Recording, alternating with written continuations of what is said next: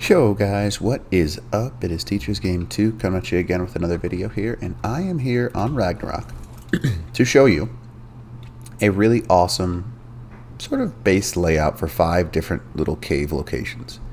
Now these are for small and medium-sized tribes. I would not suggest building in the caves I'm about to show you when you have a large tribe. Now some of you already know about these caves and that's fine, but there are quite a few of them that are pretty neato and kind of hard to find if you're not really paying attention.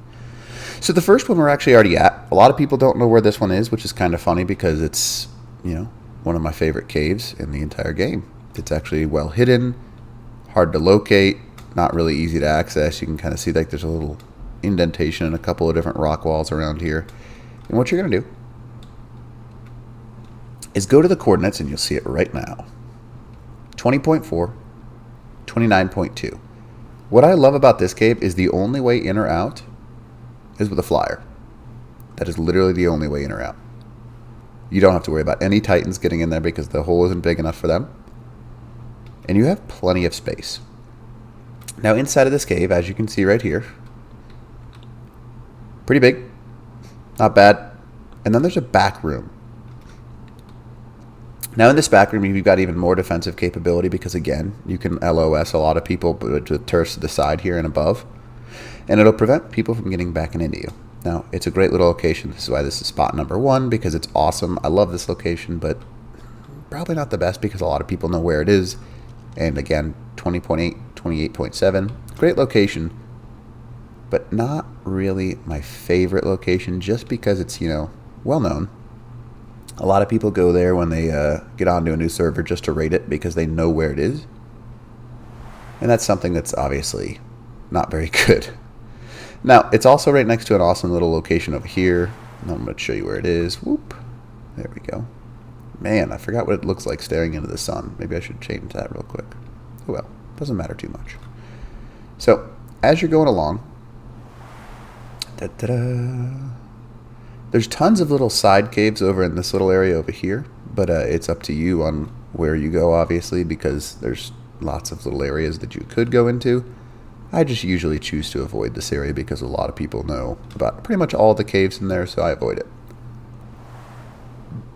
But the next location that we're going to go is a area that, well, I've only met like 2 or 3 people ever in game that actually know where this place is.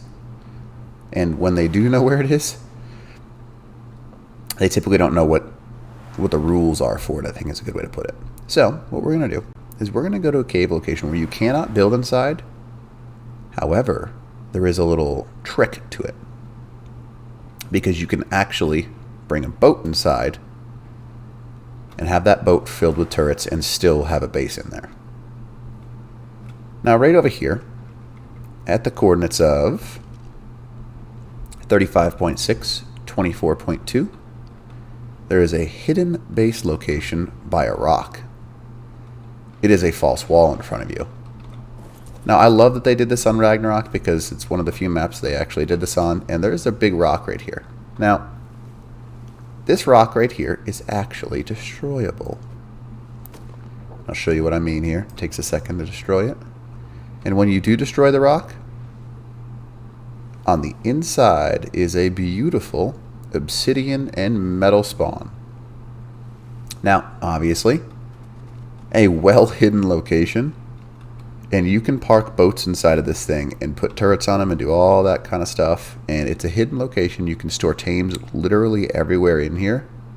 It's a huge location, actually, if you think about it, because for a small tribe, solo tribe, you're just looking for enough space safely to put things. So it's a great little location. 35.3, 24.7. Only negatives. You cannot build in here unless you put a boat in, like bring the boat outside, build on the boat, then bring it back in. Which is kind of like a workaround, I suppose. Now we're going to go ahead and head to location number 3. And location number 3 is a little bit different, I suppose. It's a location that a lot of people kind of know about, but would I consider it a cave? Probably not completely, but it's one of my favorite locations on the map.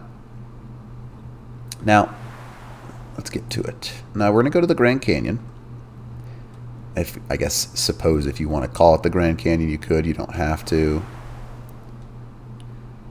And in this Grand Canyon, there's a ton of sweet little locations inside of the actual canyon area. Now, there's all kinds of little mini caves, but I want to show you one where you could be a small or medium-sized tribe and be very successful. Now, we're almost there. You can see the bridge above me. Now, I'm not speeding this video up, and I'm showing you where I'm going, so that way, in case you're on a Ragnarok server, you can watch, and you can figure out, hey, that's where that is. I understand now. Or maybe you can be like, oh, that's where those people are hiding. I get it. So, that's a good location right to my left. It's not, how do I describe this? Easy to raid this location, but it's a good starter location right here. Kind of like a mini cave to get to the cave that I'm at 37.0, 39.4. Behind a waterfall. Kind of hard to know you're here, but I mean, you could easily bring cliff platies and go up inside this, and it would be difficult to raid you. Because what are they going to do? I mean, I guess if they brought Titans, you're hosed, but still. Some cliff platies and up high. Not much people can do about raiding you on that little spot there. Now, let's go to the next one. Now, what we're actually looking for is a triple waterfall. Triple waterfall. I know, it's kind of, sorry.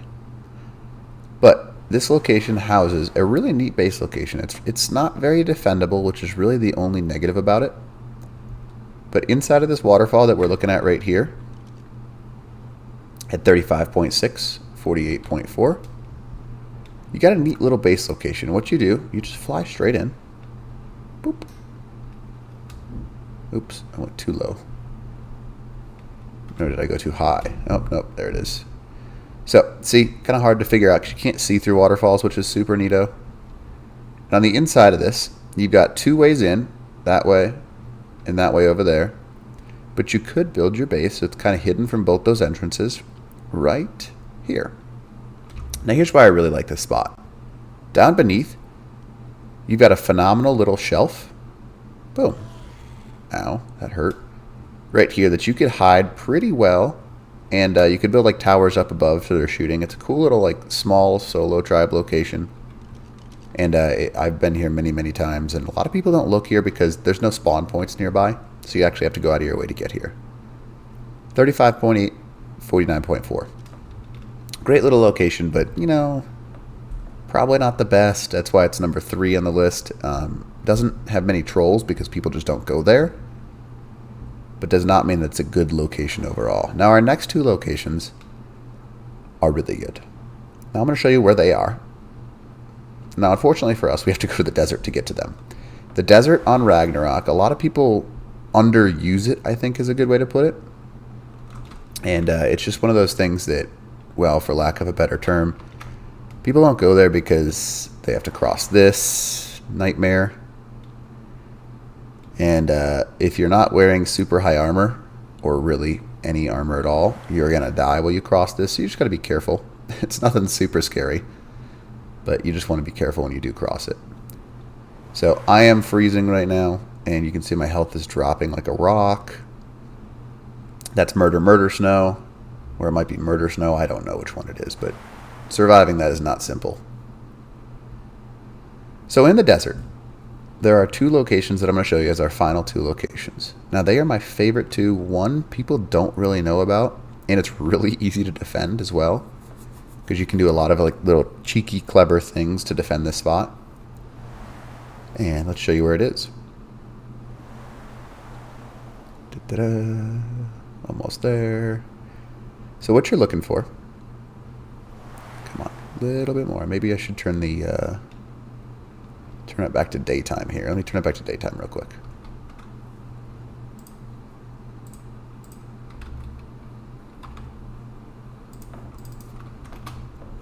There, much easier to see now, huh? So, what you're looking for is the end of the water, and it goes into this waterfall right here. 54.5, 57.8, and you've got a really neat little base location right here. Follow these two little rows, and again, behind a waterfall. And you've got a ton of crystal in here, but look at this. It's a really flat area. Small solo tribes and stuff like that do really well here because you can't see past this waterfall. Now, the one tricky thing is you can fall kind of in from up above, sort of, but you could put some defenses right here so they kind of like hit people as they hit this waterfall, and it would be really hard to raid because, well, if you can't see what you're attacking, it makes it much more difficult. Get a couple of Velonosaurs too, put those Velonosaurs like right here, and they'll just shoot out on people. Really OP spot, lots of good stuff you could do. You could put some cliff blotties up there to give yourself a chandelier from up above. Lots of location in here that you could build flat, and you can build up pretty high. It's probably like 7, 8 tall. So you could easily fit some Rexes and stuff like that in here. And with cryopods being so simple now, this is a really nice location. So again, 55.0, 56.7. Now the next location, this one is a location that, well, I'm just going to be honest with you, a lot of people don't even know it exists. It's a location that I think, how do I just say this properly? Even alphas on servers who are supposed to know where everything is, they might know where this is, but they don't really attack it because, well, they don't go there. Now, where we're heading, if you've never been here before, is the Sanctuary. Now, the Sanctuary is the secondary wyvern spawn on Ragnarok. And it's also the easiest place to get wyvern eggs, so there's a lot of, this is probably, let's call it my favorite spot. This is by far my favorite spot on all of the maps. Now, there is tons of room to grow, which is probably the reason why I like it so much, because you can be a small tribe and still have a ton of room. Because for me, building is like the funnest part of this game. Don't really enjoy raiding, don't really enjoy like the raising of dinos, but when it comes to building, I love coming up with like little inventions and techniques and all that kind of stuff. But that's me. So that's my personal opinion. Whether or not that works, oh well. So we're coming up on it right now. You can see where I'm heading. The desert turns, or I guess this is like the Badlands area, if you want to call it that. It turns into the Sanctuary pretty fast. And you can see all the dragons right about now. There they are. All of our little friends down there. Now this is, you can see where I'm looking right now, 72 or 73.2, 47.4. You can already see the cave where we're going, but we're going to show you the back way into it. That is the dragon side where you'll have to build some behemoth gates so dragons don't just fly into your cave, because that would suck. So, the real entrance to this area, really small, kind of hard to locate. There's two actually. See these two little rivers? At the location of 68.1 and 45.7. You can actually fly into these things.